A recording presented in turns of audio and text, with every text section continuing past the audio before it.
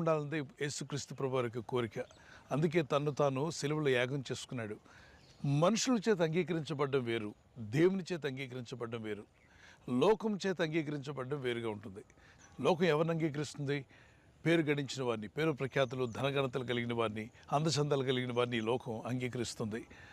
మనుషుల చేత అంగీకరించబడే వాళ్ళు ఉన్నారు. పొలిటీషియన్స్, యాక్టర్స్, హైలీ ఎడ్యుకేటర్స్, అలాగే సైంటిస్ట్, గొప్ప గొప్ప భవనాలు బిల్డ్ చేసినటువంటి బిల్డర్స్ కావచ్చు, ఇంజనీర్స్ కావచ్చు, మనుషుల చేత అంగీకరించబడుతూ ఉంటారు.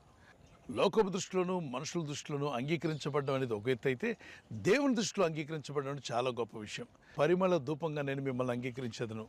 ప్రభు చేసిన శిలువ యాగము, త్యాగం ఎందుకోసం అంటే, మనలో ప్రతి ఒక్కరు కూడా నిత్య నరకానికి పోకుండా మనం అంతా అంగీకరించబడాలి, తండ్రిని దేవుని చేత అంగీకరించబడాలి అన్న ఉద్దేశంతో పరిమళ ధూపంగా మనము దేవునికి అంగీకరించబడాలని తన్ను తాను అప్పగించుకున్నాడు యేసయ్య. ఏ పాపం ఎరుగని క్రీస్తు ప్రభు నీ కొరకు